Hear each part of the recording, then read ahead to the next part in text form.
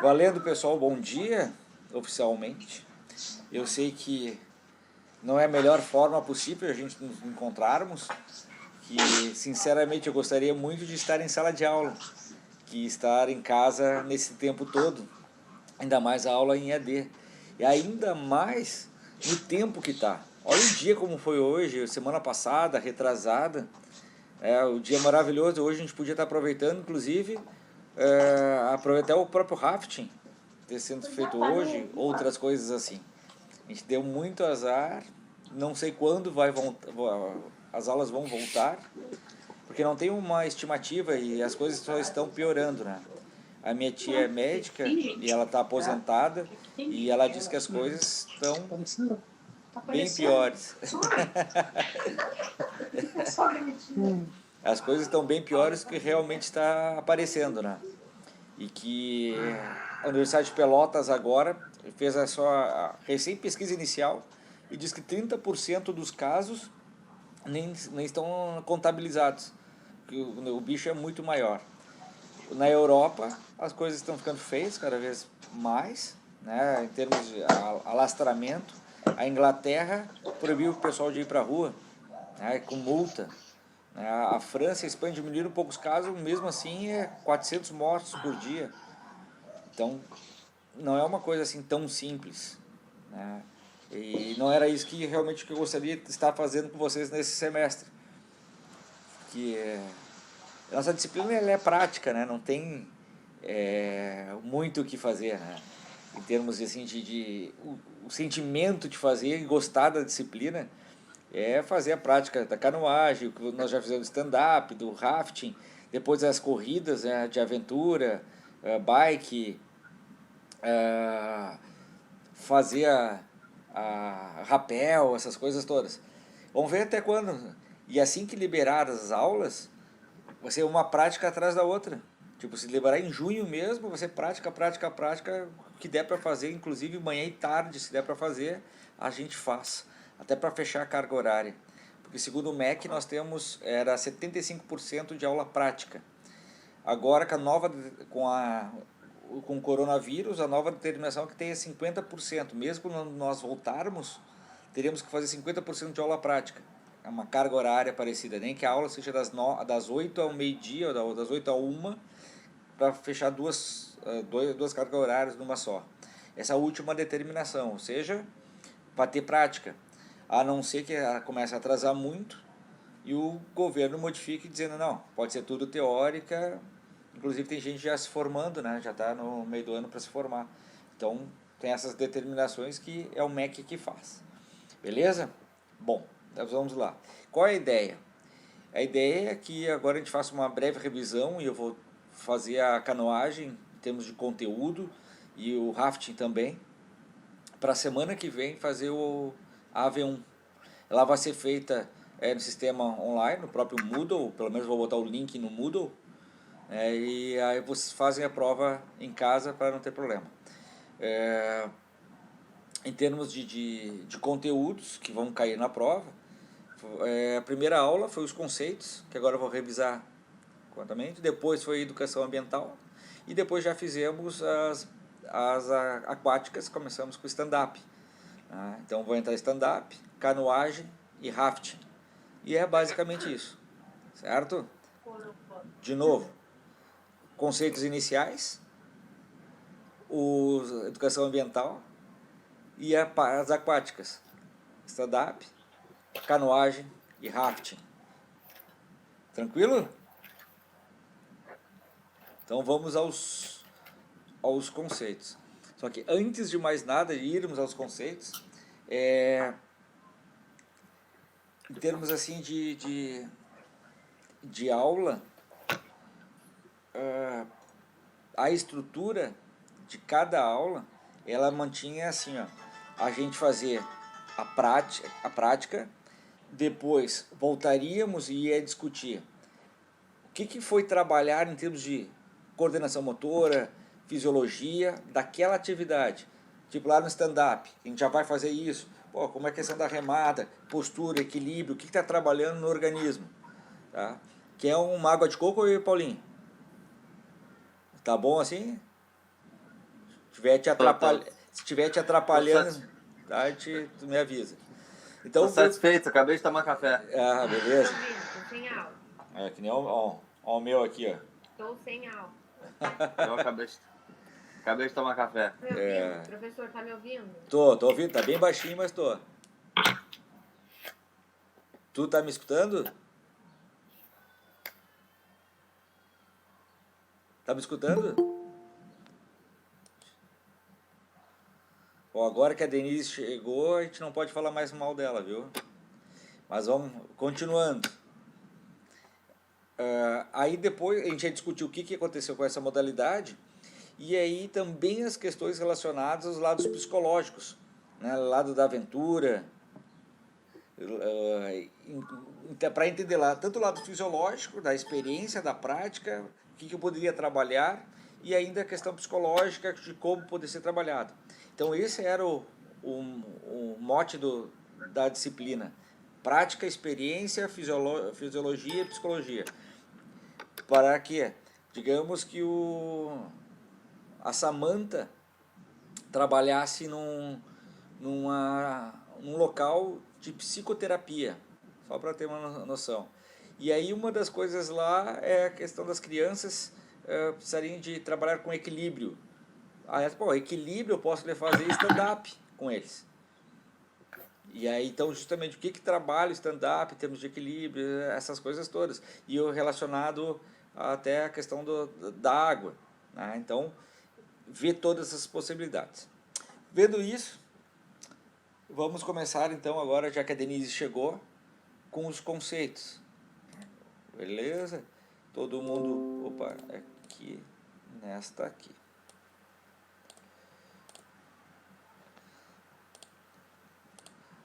Como eu vou entrar agora nos slides, eu, de vez em quando eu fico falando, eu não sei se vocês ainda estão aí, se já abandonaram o barco ou não, né? Tá tranquilos? Alguém fala alguma coisa? Tranquilo? Sim. Tá, Sim, obrigado. professor, tudo certo. Então, beleza, então vamos lá. Quem é capaz de me dizer qual é a diferença de esportes de aventura na natureza e esportes radicais? Qual seria a diferença? Por que tem uma disciplina chamada esportes na natureza, de aventura, e esportes radicais? O que é diferente, aventura e radical?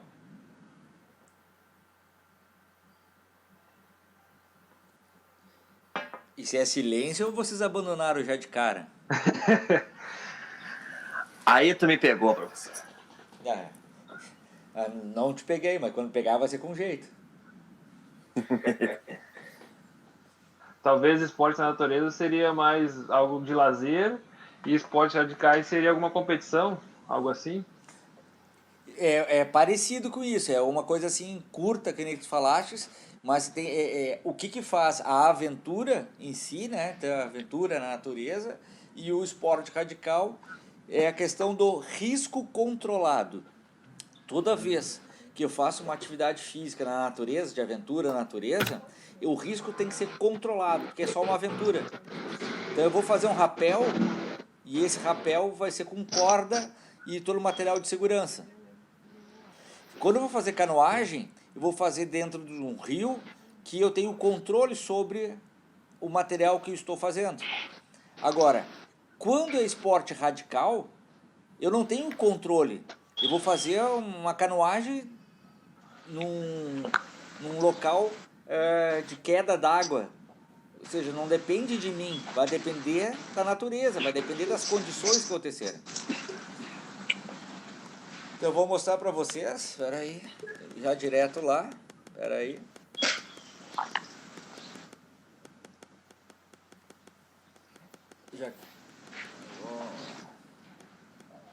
Aqui, ó. Estão vendo que aqui é um cara com prancha de surf, certo? Sim. Olha o tamanho da onda. Isso é aventura ou é radical? Isso é radical. É radical, porque não vai depender dele, vai depender da onda cair. Ele não tem controle sobre a onda? Ele não tem controle sobre exatamente essa ideia. Aquilo que eu não tenho controle, não depende de mim, acaba sendo radical, né? Esse cara aqui, é no skate vertical. Ele salta e é uma plataforma grande que ele também, quando estiver indo, ele não vai ter mais o controle, que a ação, a cinética que vai estar em função, se ele vier um pouquinho para o lado, vai dar uma ação, o vento, alguma outra coisa. Ele não vai ter o controle. Tá? Olha, aqui tem um cara de canoa. Se eu não me engano, essa é a última foto do cara vivo, mas esse aqui tem a foto do cara. Olha só, olha a altura disso. Chama-se canoeing, ou seja, é canoagem em alto risco.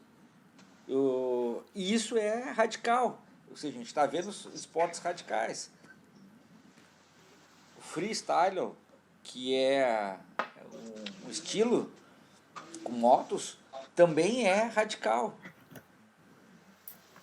Aqui ele faz manobra, escapa a mão, alguma coisa, ele se ralou. Tá? Então, o que é o radical? Eu não tenho controle, né, sobre o risco. E de aventura, eu tenho controle sobre o risco. E mais as duas coisas, tanto a aventura quanto o radical, eles têm que gerar emoção. Aparecer a questão do sentimento. Olha só o que vai acontecer agora. Ele tem alguma subdivisão, por exemplo, radical, simples, médio, avançado, alguma coisa assim, ou todo radical é radical? O professor tá me ouvindo? Bem baixinho. É a Pâmela que está falando bem baixinho. Não tem uma classificação específica, né? Eu sei que tem alguns autores que colocam que é radical para iniciantes, radical fera. Eu li uma vez coisa desses, mas a princípio não. Não tem uma coisa, pelo menos eu não trabalho nesse sentido. Porque a gente não vai para esportes radicais, a gente vai para esportes de aventura, né? O que nós vamos fazer esportes de aventura na natureza, chamado de AFAN, atividade física de aventura na natureza. E agora, os radicais, não sei como que chega uma classificação, é que cada autor coloca de uma forma, né? Então, não tem alguma coisa. Mas vai perguntando. Vou mostrar agora uma coisa que a gente poderia ter feito, mas eu acho que não vai dar para fazer, que a Josi estava querendo fazer com certeza. É uma sequência de 3 vídeos da Brenda aqui, antes, quase durante e aquela caída. E que é o que gera emoção, para esse entendimento. Acho que está de lado até o vídeo, mas... Olha. Eu fiz, professor. Eu saltei lá também. Aqui em Bento? Aham. Vai, show. Essa é a preparação. Para quem não sentiu ainda, olha o buraco que tem abaixo. A pessoa se prepara, paga para fazer isso, né? Mesmo chovendo ali ou não. E chega na hora, as pernas tremem.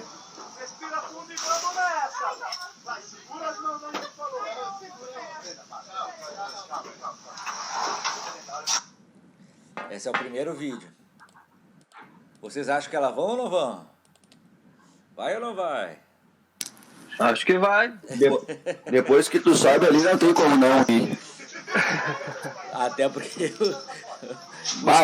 Eles são muito... Um amigo meu também ficou na ponta, não vou, e eles fizeram ele ir.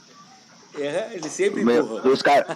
Os caras são gente... Mas eles são muito gente fina, te deixa bem tranquilo, assim. Uhum. A primeira vez que eu fiz foi no Shopping Guatemi, eles botaram um negócio lá de 50 metros.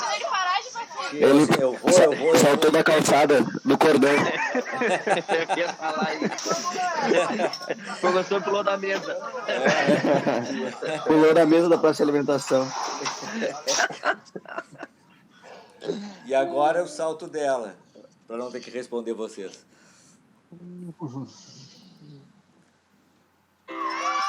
Ó.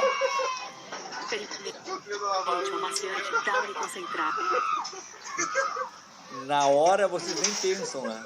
Não tem como pensar. Olha os gritos depois. Eu tô ouvindo só uma gritaria.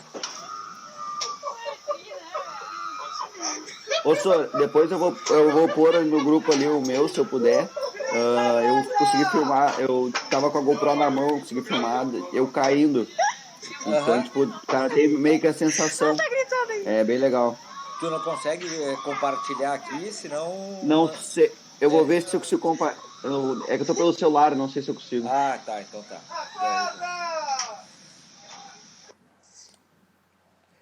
Aí dessa experiência aqui, o que vocês acham dessa experiência? Aventura ou radical? Radical? Radical. Totalmente radical. Totalmente radical. Simone, tu faria? Oi, prof. Acho que sim, né? Na hora, talvez não. Mas eu acho que sim. Amanda, eu acho que eu daria nota 10 para ela, sem prova, se ela fizesse. Quem? Tu, eu não sei se eu faria, não. Eu acho que tu Tô não muito faria. medrosa. Fala. Eu vou tentar compartilhar aqui. Tá. Vamos ver se vai Eu dar. sou muito medrosa. Sou muito medrosa para essas coisas. Não precisa nada. Tu bebe um pouquinho ali, conversa com a gente joga. Eu não bebo. Vocês estão conseguindo ver? Não tem como. Tá bem pequenininho. Estamos vendo.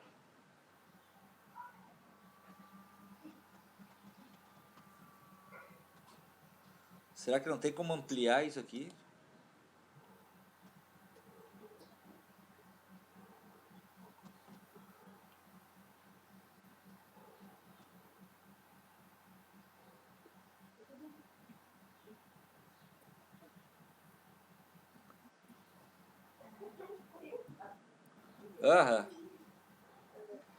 É uma coisa tão Deixa eu rápida. fixar aqui agora. É uma coisa tão rápida que a gente não pensa, né? Não tem como pensar. Então, na hora, não pensa, fica lá, não fica olhando para o pé, olhando para baixo, e vai, senão tu não faz. É muito difícil. Tremeu minhas pernas também quando foi pela primeira vez. Minhas perninhas ficavam assim, ó. E eu queria ir, minhas pernas não deixavam. Se não fosse os caras empurrarem, eu até hoje não teria feito aquela experiência. Eu não estou escutando teu áudio. Não estou escutando teu áudio, Mário. Mário? Sem áudio, Mauro. Tá falando, mas não tá... A Josi deu uma vida ali. Bom, continuando. Deixa eu ver aqui. Certo.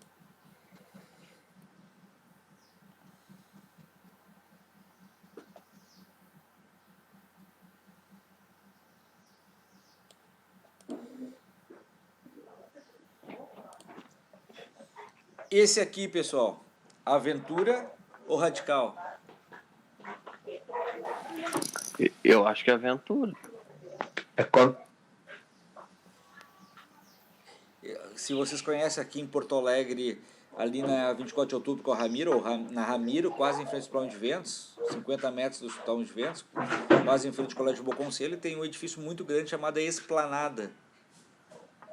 Aqui da base do Esplanada, do segundo andar, desce. Isso aqui tem mais ou menos uns 6 metros a 7 metros. Está fixo lá, o cara está com cadeirinha, que chama isso aqui, ele está com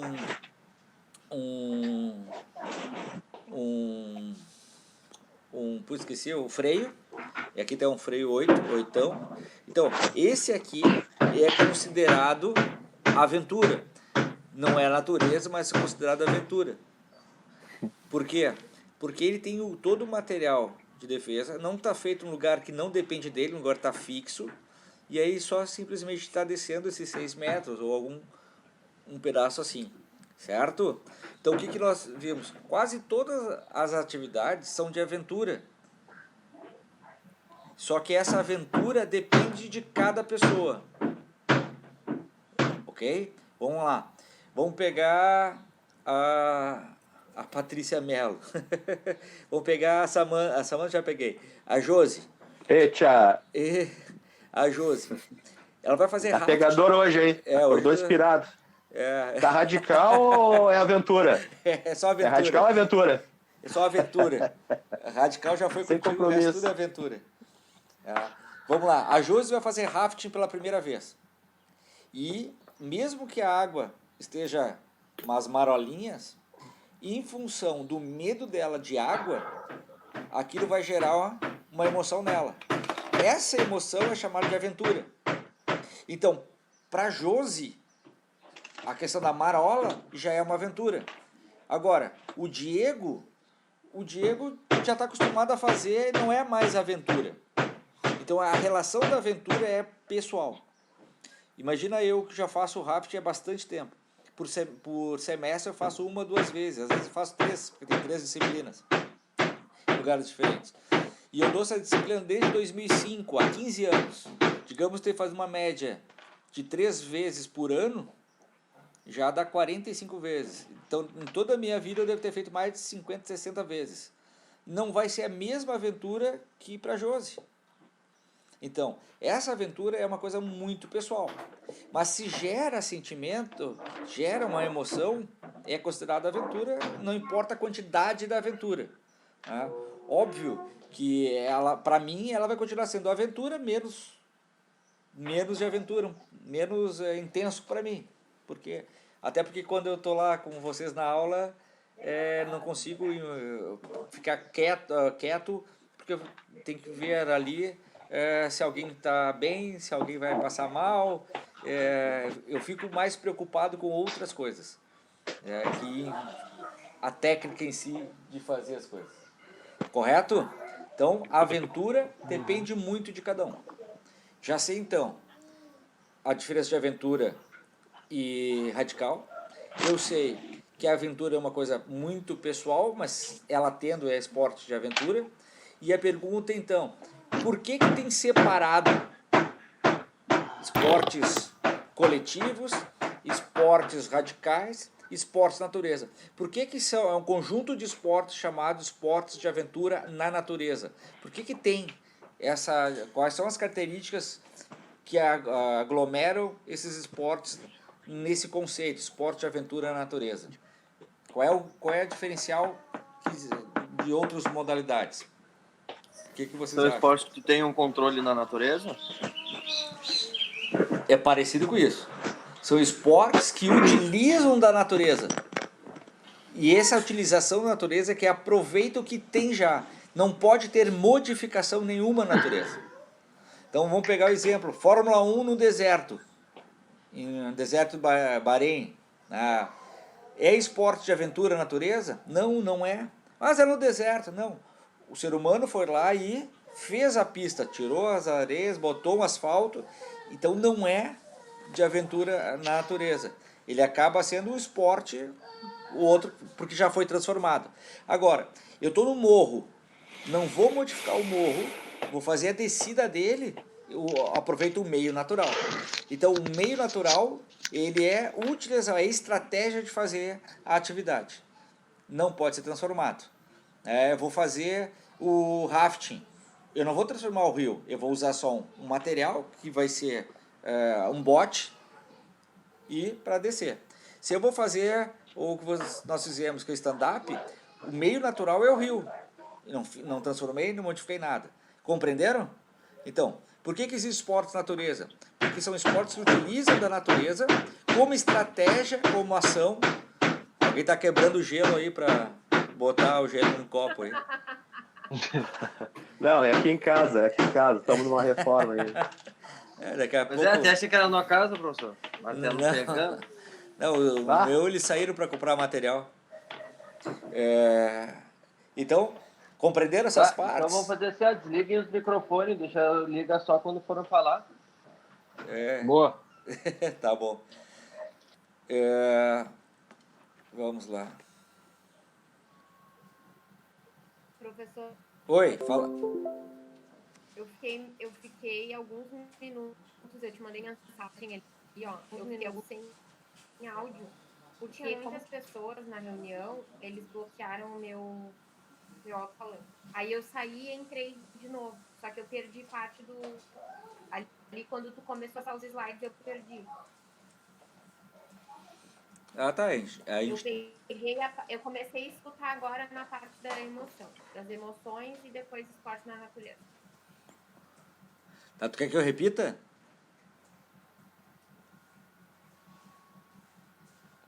Alô, Josi? Acho que saiu de novo, então depois a gente vê como é que é. Bom, vamos lá. Canoagem, pessoal. Esperar ver se ela entra de novo, mas canoagem. Tá. Sempre o ser humano teve que se locomover. Se era na terra, ele vai subir morro, vai descer, vai até cruzar por rios, etc e tal. Mas quando começa a ter muita água, ele tem que criar formas de atravessar essa água.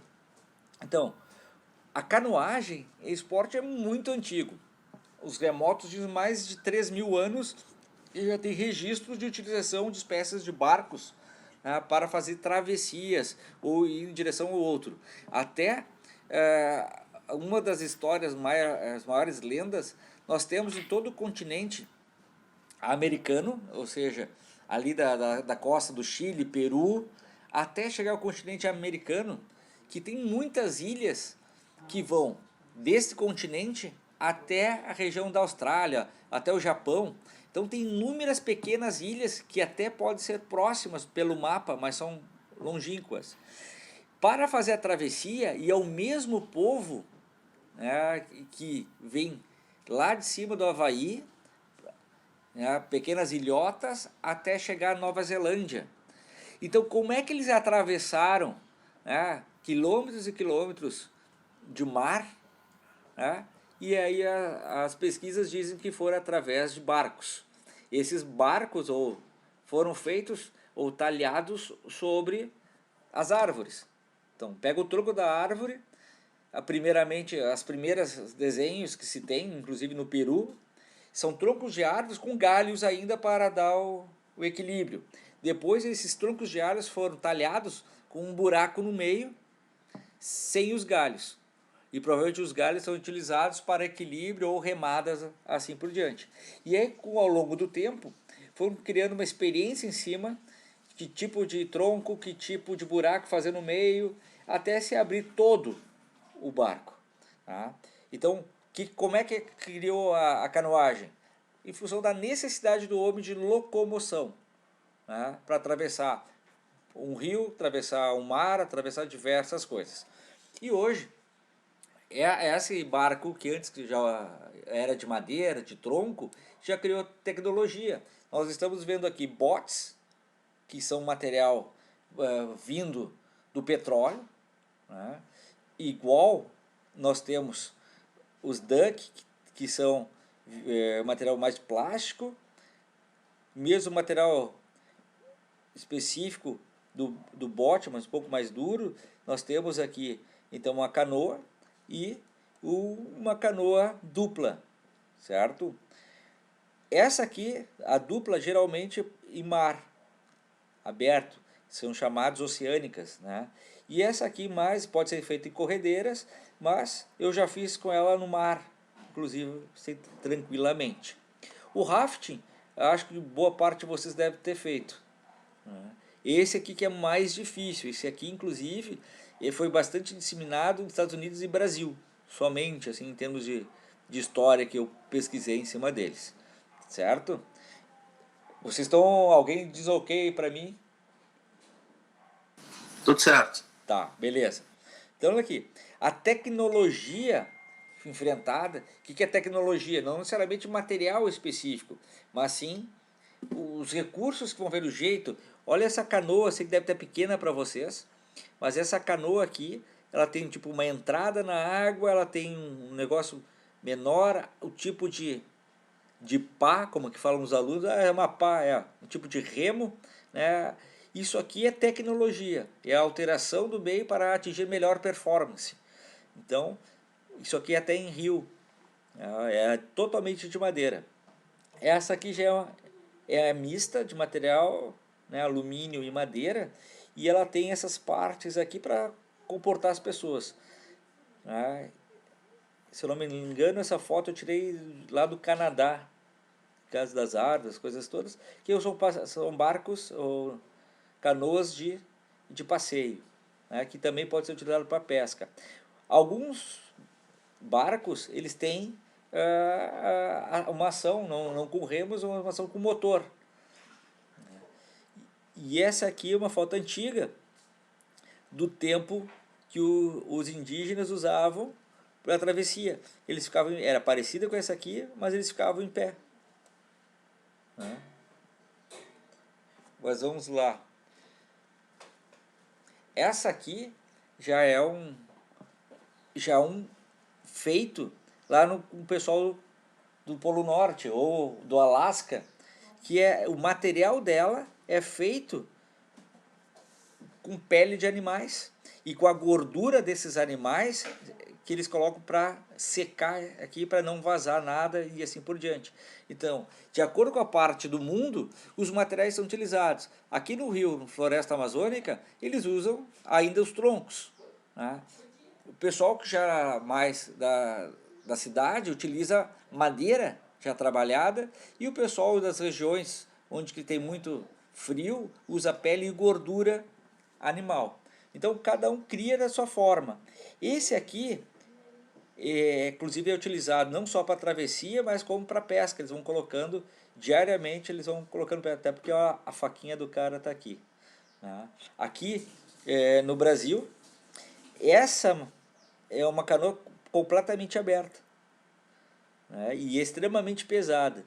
Eu tive a oportunidade de ver uma dessas aqui, é muito pesada, mas pela densidade dessa madeira ela boia, né?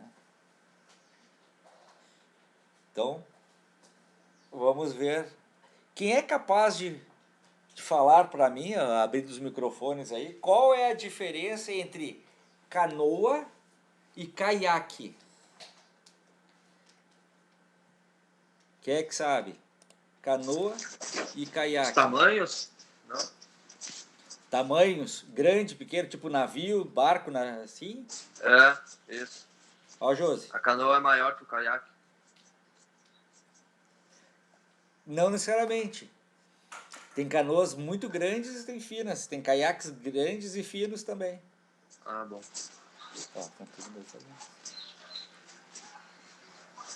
Alguém chuta valendo um ponto?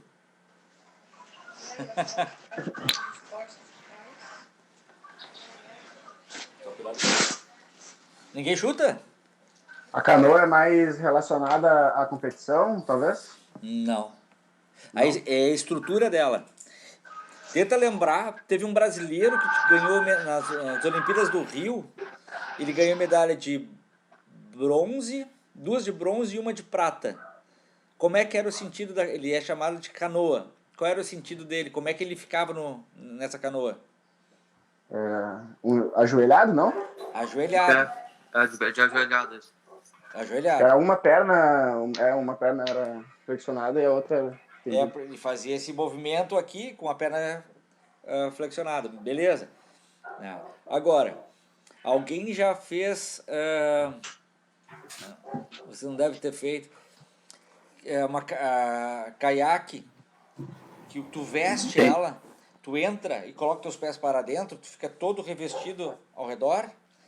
Quando é aberta é canoa, quando é fechada é caiaque.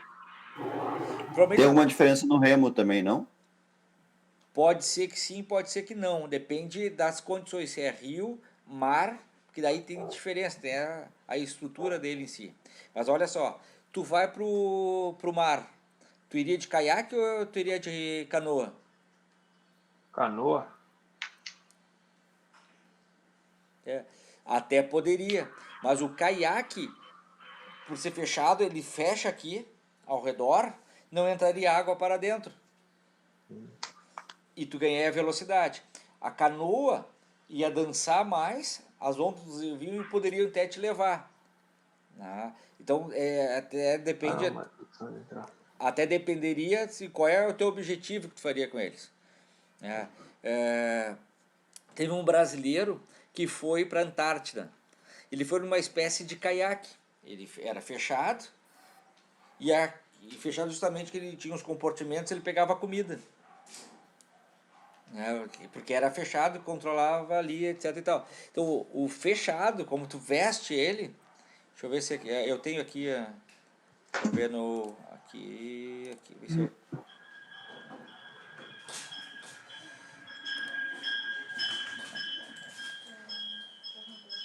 Deixa eu ver se eu tenho aqui. Esse é o bote, né? Não, acho que aqui não. E tem a de velocidade. Peraí aqui. Não. Esse é de velocidade, é que nem o do brasileiro, certo?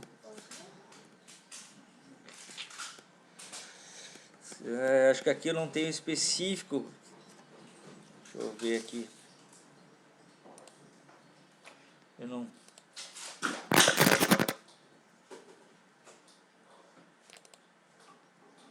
Não tem aqui.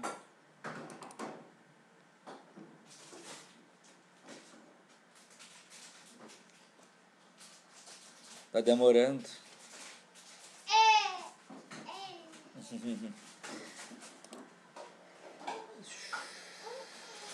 Aqui não tá pegando.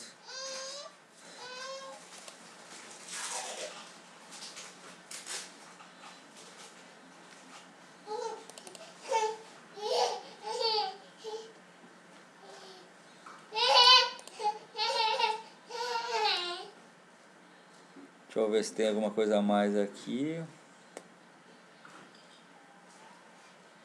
Aqui tem. Ó o caiaque. Ele é fechado, como se tu vestisse ele. Pegaram? Estão aí ainda? Estão aí? Olharam? Sim, professor. Tá. Sim. Sim. Esse é o local que eu sempre... Prof. Oi. O caiaque aqui não é aquele que tu tem que puxar uma alavanca assim para sair quando ele vira? Pode ser que sim. Aqui na frente tem um negócio redondinho que tu tira a água daqui, alguma coisa assim aqui na frente, certo? E lá atrás também tem um negócio. Mas geralmente tu vira ele e tira a água. Porque tem um que quando ele vira na água tu pode morrer, eu não sei qual é, eu tinha visto uma vez. E daí tu tem que puxar assim para te conseguir tirar as pernas ali de dentro. Esse aqui, caiaque. É esse aqui. Ah, tá. É como tu fosse vestir ele. Tu senta e tuas pernas ficam para frente. Certo? Tanto que assim, quando tu gira, né, tu fala, vira, né, tuas pernas estão presas. Né? Mas tem como tu sair, sai com uma técnica, tu sai colocando a mão do lado e forçando os teus glúteos para cima, aí tu sai. Mas esse aqui que nós fazemos, esse caiaque aqui, ele é turismo. Turismo, que ele é largo.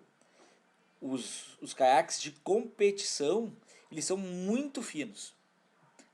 Para quê? É como se fosse uma flecha para cortar o rio, cortar o mar, para ir mais rápido. É caiaque de competição, certo? Então eu estava falando que aquele brasileiro é canoa. E aí tem o pessoal que fez o caiaque, que também foram Olimpíadas, que foi toda uma estrutura artificial que fizeram dos rios, da movimentação da água. O pessoal passa por um negócio verde, umas coisas vermelhas. Deixa eu ver se eu tenho aqui. Não é esse aqui, peraí. Aqui.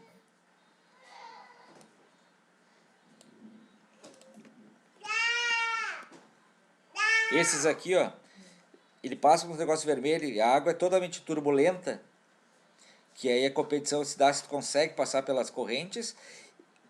Os verdes têm que entrar de frente e os vermelhos têm que dar uma volta e entrar por trás. Ali no Paranhamas, onde que fazemos Três Coroas, seria, algum tempo atrás, era o melhor lugar do Brasil, inclusive teve mundiais feitos ali, onde nós fazemos o rafting, né? Então, Aqui no Rio Grande do Sul, um lugar fantástico para ver isso. Que é justamente esse tipo de coisa. Que na Olimpíada do Rio, por ser do Rio de Janeiro não ter esse lugar próximo, a cidade do Rio foi feita totalmente artificial. E está meio abandonado por lá. De vez em quando eles usam. Até para a etapa do Mundial foi feita agora em janeiro ou dezembro, eles utilizaram. Né? Só que o custo é muito alto para fazer um negócio desses. Né? Pegaram então a diferença de caiaque e canoa? E se eu perguntasse agora, e o remo? Qual é a diferença da canoa e caiaque para o remo? É uma boa pergunta para um sábado de manhã. Da canoa seria a pá só de um lado e do caiaque seria a pá dos dois lados? Do remo? Isso, a parte mais larga ali. Não, tem uma grande diferença entre canoa e caiaque. Canoa e caiaque é de frente, tu está remando de frente, certo? Tu faz esse movimento na água, correto? Né? Agora, o caiaque sempre de costas. É fixo e tu faz isso aqui, ó. De costas. Pegaram a diferença? Sim. E aí no remo, e aí você deve escutar a seguinte expressão: 8 com ou 8 sem, 4 com ou 4 sem. O que quer dizer o com e o sem? Nunca viram essa expressão no remo? Não. Nunca viram nada assim? Que os caras estão de costas. E aí tem sempre um guri, um cara, pode ficar lá no canto, que fica com um cone falando: vamos, isso, direita, esquerda. É o único cara que está enxergando para onde eles estão indo. Então, quando é 8 com, é com um visor, com um cara ali. 8 sem é sem esse cara. 4 com é que tem esse cara e 4 sem não tem esse cara. Certo? Então, quando eu olhar na Olimpíadas o remo e tiver 8 com, 4 com, já sabe que tem um cara ali gritando e falando a diferença. Então, o remo é fixo e tu faz esse movimento. Tu faz isso aqui. E a remada da canoa é de frente que tu faz esse movimento. O brasileiro fazia assim, ó, virava, né? E no caiaque o mesmo cara faz esse movimento para qualquer um dos lados.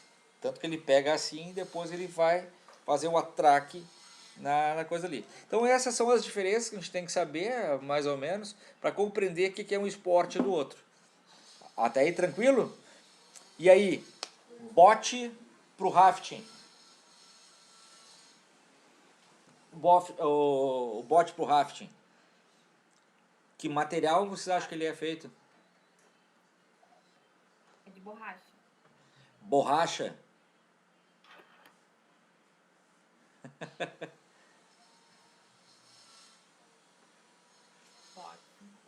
A Patrícia está muito participativa aí, Patrícia, com essa barba toda aí, né?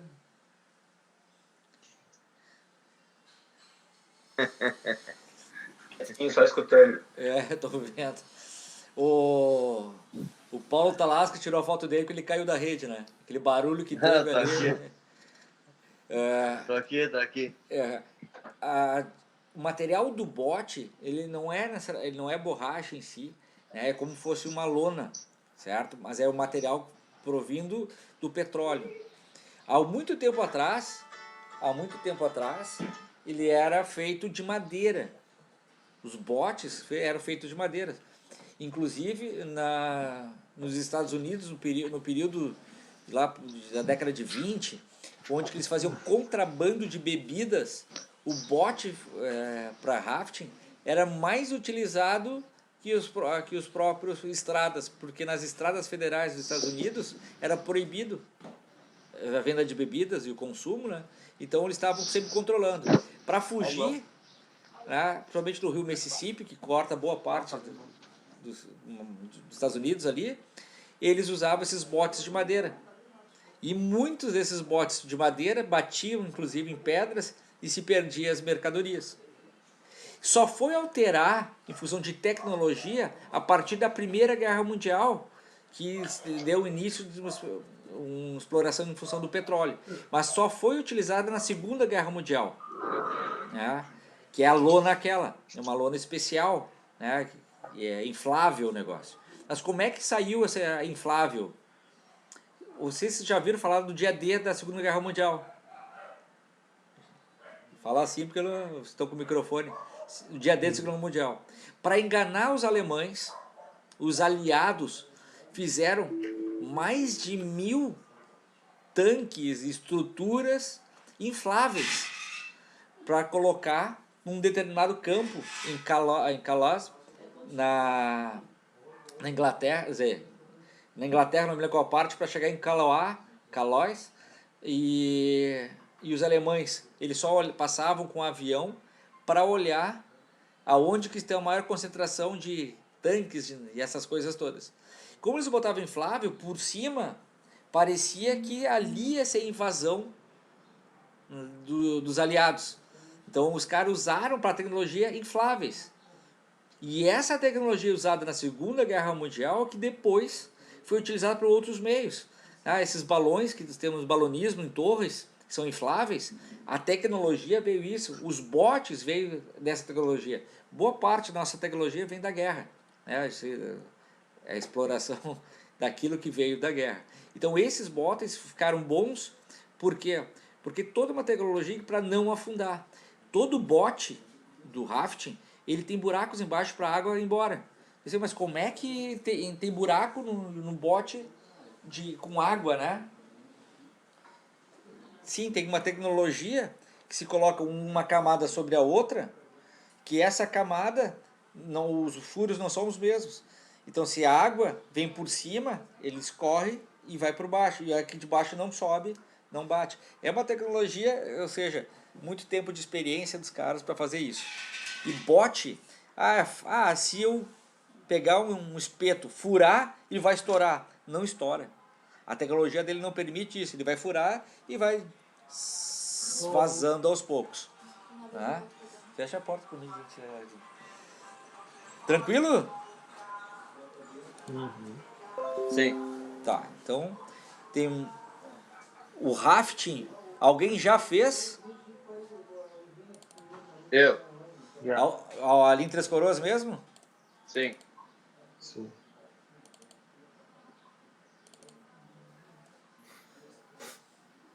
Só um fez? O Mário não fez? Eu também. É o Diego e eu. Eu e o Diego. Paulo e o Diego. Ah, tá. Inclusive deixei fazer essa cadeira agora, no primeiro semestre, para fazer as práticas e estamos ralados. É meu último semestre. Que merda, né? Mas faz parte. Não, e falar assim, ó, pega a cadeira de esporte da natureza no primeiro semestre, porque daí o Cassius faz aniversário e aí ele paga o churrasco. E aí não vai ter. Pois é, Se safou. Meu aniversário agora é dia 18, né? Eu sempre pago churrasco mesmo. Vocês perderam... porque ainda tem tempo, né? Ainda tem tempo que... Voltar, tem um mês para voltar as aulas. Eu lembro que tu falou que tu pagava a carne, alguma coisa assim, ó. Ele falou que colocava vazio, picanha. Picanha não exagera. Alcatra e maminha. Não, eu botar sempre entrecô. Entrecô também ele falou. É, isso aí. Tá, vamos lá aqui, eu vou pelas fotos e vou falando. A coisa mais básica que eles vão falar, além do bote, essas coisas todas, é o material que compõe. Para não ser radical, primeiro é entender como é que é a dinâmica da água.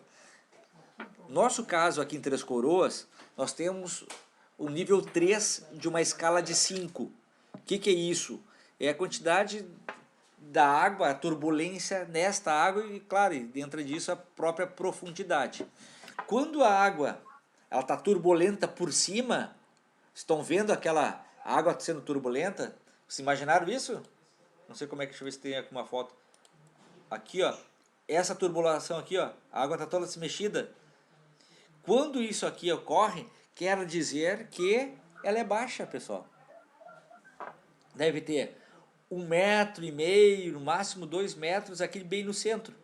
Mas aqui, ó, onde não tem nada, é 50 centímetros de profundidade no máximo. Só tem a água aqui em Três Coroas na parte central. Ele deixa eu ver, olha aqui ó, outro exemplo, ó. Aqui não tem muita turbulência. E aí eu pergunto para vocês, aonde que tem mais turbulência é mais alto ou que aqui, a profundidade, desculpa, lá tem turbulência mais alta ou mais baixa que essa parte com menos turbulência?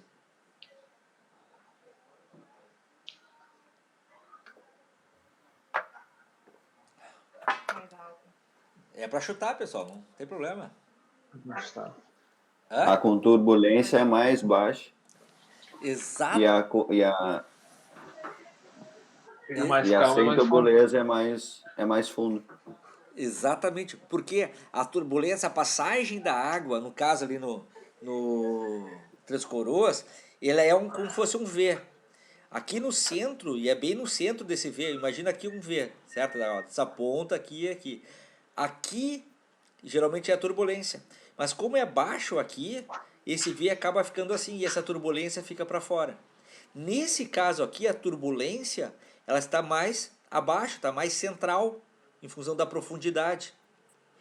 Aquele cara, não sei se lembra da novela lá da Globo, Chico, Seu Chico, São Chico. Lembra essa novela? Sim. A Amanda deve saber.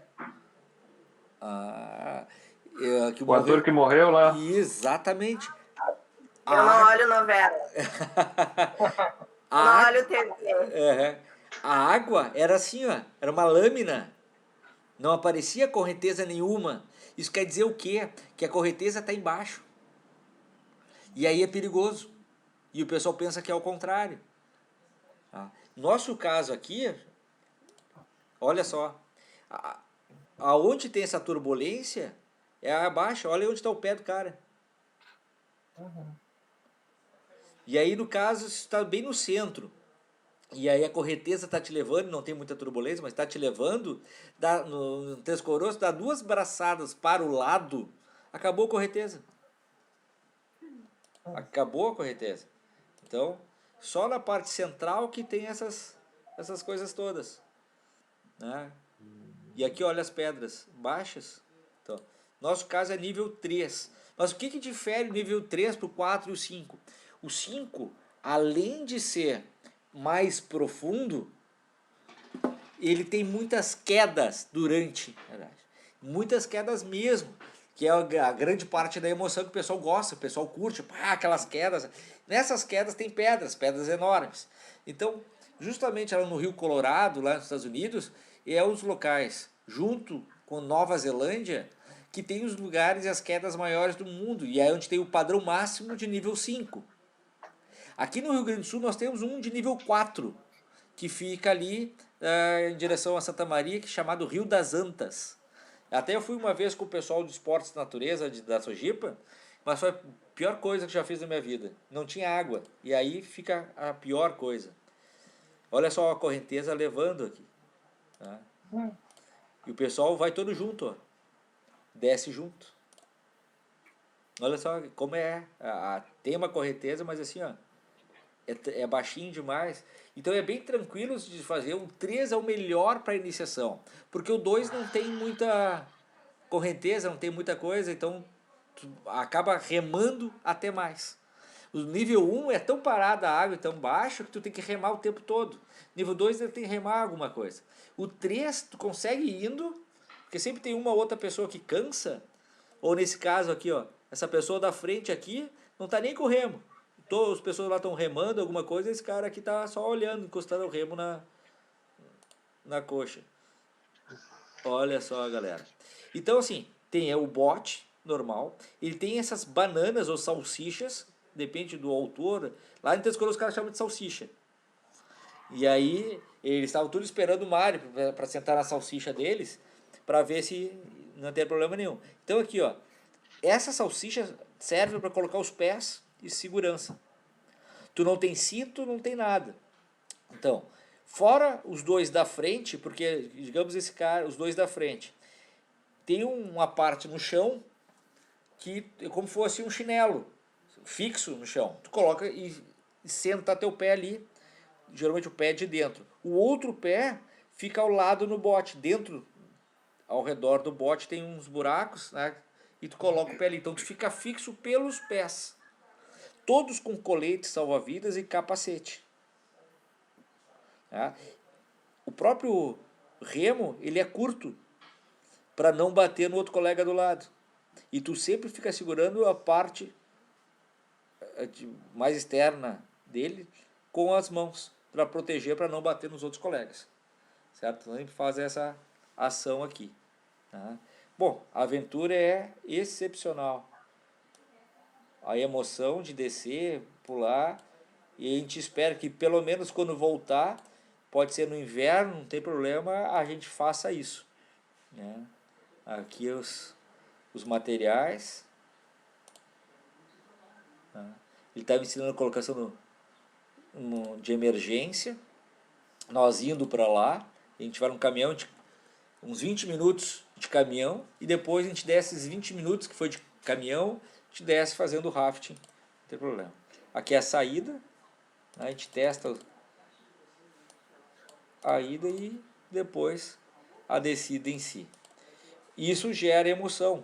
Né? O rio nunca é igual, depende do tempo e da quantidade. Eu gosto de ir naquela semana que estava chovendo, porque o rio, a água chove nos rios e vem inundando aqui. Quanto maior mais cheia a água, mais rápido é isso. Certo? Bom, então de novo dessa parte aqui. Geralmente no centro, que é a correnteza. A correnteza, ela pode ser, quando é baixa, visível. Quando é mais profunda, não é visível. Por isso que ela torna-se perigoso, né? E rios estreitos, porque daí é bem no centro, geralmente é a correnteza. Saindo para o lado, onde que não está turbulento, que é seguro. Esse é baixo, no caso ali do Três Coroas, é 50 centímetros, mais ou menos, tu vai ficar com o teu pé para fora da água, para aí não tem problema nenhum em relação a isso. Tranquilos? Geralmente água muito gelada. E tem gente que tem extremo frio, principalmente nos pés, vai sentir um pouco mais. E aí é obrigatório tu ir com ou um tênis, que eu prefiro, solado de borracha, para proteção, para batidas, essas coisas todas, ou lá tu vai pagar ou alugar uma botinha aí de neoprene, uma botinha de plástico, mas geralmente é neoprene lá, que é em torno de 10 a 15 reais, isso aí. Mas os teus pés têm que estar protegidos. Quando tu cair na água, vocês acham que devem remar?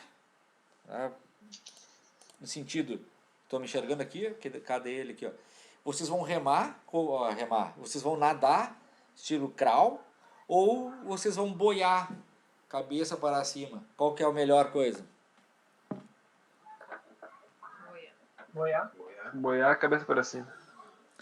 Cabeça para cima, porque se bater numa pedra alguma coisa é teus pés. Tu está com teus pés lá na proteção e tu seguindo no sentido. Se tu está de frente, primeiro porque tua respiração está para baixo, não vai conseguir nem enxergar a frente. E assim tu enxerga mais ou menos onde tu está indo e qualquer coisa tu vira teu corpo e vai para a margem para se salvar, alguma coisa nesse sentido. Tranquilos em relação a isso? Tá? Sim. Tá. Então é bem light isso aqui. Deixa eu ver aqui. Não abriu. Tá. Não abriu aqui. Deixa eu ver aqui.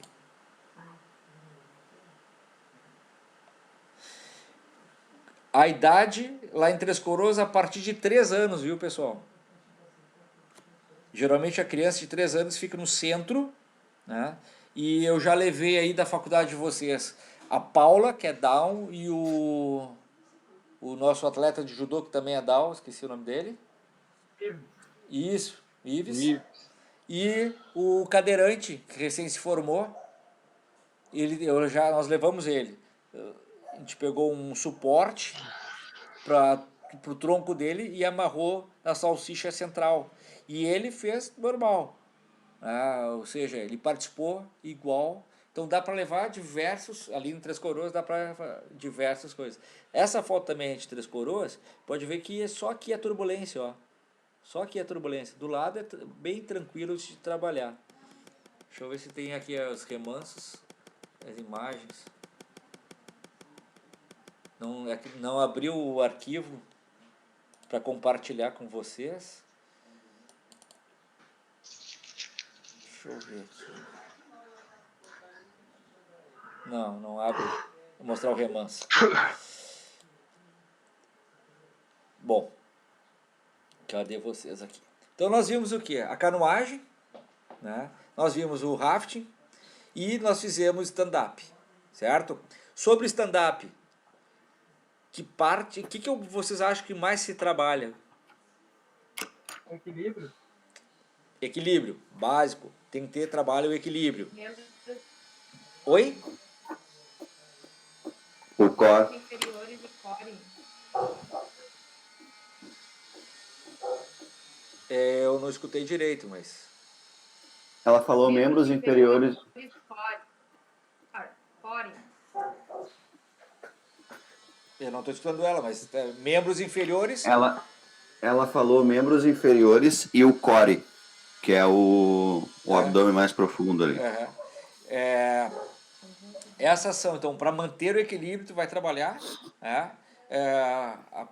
a musculatura para esse equilíbrio. Os pés, vocês viram que não adianta ficar mexendo ele toda hora. Os pés têm que ser mais tranquilos para poder mexer em cima. Se tu mexe embaixo, tu perde o controle em cima. Vocês também trabalham a musculatura para remada. Ou seja, trabalha braços e pernas e então o abdômen, que é um tronco. Ele trabalha muitas coisas. Né? Depende do local onde vocês vão remar, que vai trabalhar mais o equilíbrio e mais força para fazer essa remada, puxar o material. Então, assim, ali no Guaíba é bem tranquilo de fazer quando não tem marola. Se tem marola, trabalha mais equilíbrio. É mais difícil fazer, óbvio, no mar. Mas, óbvio, no mar, aonde que tu faz? Tu não faz na beira. Tu faz lá já na outra situação. Só que olha a onda que tu faz ali. Os caras no Rio de Janeiro fazem. Porque são baías, né? E essas baías é mais tranquilo. Então é mais complicado. Mas trabalha bastante coisa ali, todo o corpo. Para quem vocês indicariam fazer stand-up? Que tipo de pessoa?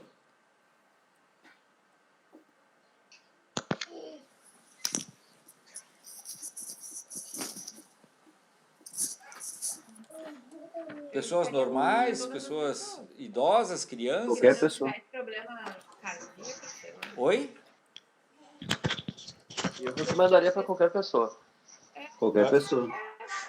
Eu nunca vi, mas eu recomendaria para os idosos pela questão do equilíbrio, né? Seria um desafio para eles, né? Mas eu recomendaria. Sim. Os idosos, e até estou tentando achar aqui a foto do meu...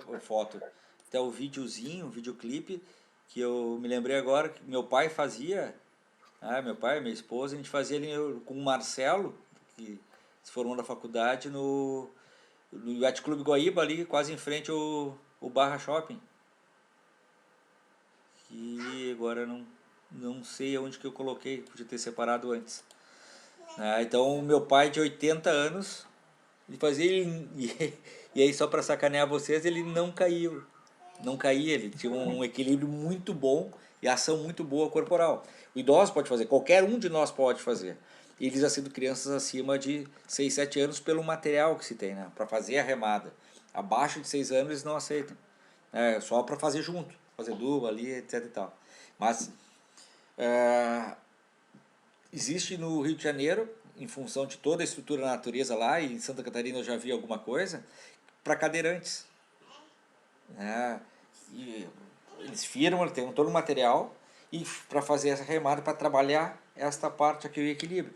Então é bem interessante usar, inclusive, para as ações mais terapêuticas. É como se fosse um cavalo. Então vai uma prancha do lado, ou alguém de canoa do lado, e a pessoa vai fazendo e assim por diante. Certo? Canoagem, pessoal. O que trabalha mais a canoagem? Membros superiores e core. Tronco.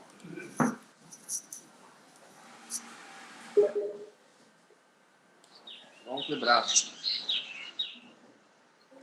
Tronco e braço. Pouca perna, né, pessoal? E é tão bom essa questão do braço, justamente esses movimentos aqui, que tu, na verdade, tu encaixa e tu nunca puxa em direção. Quando tu encaixar na água,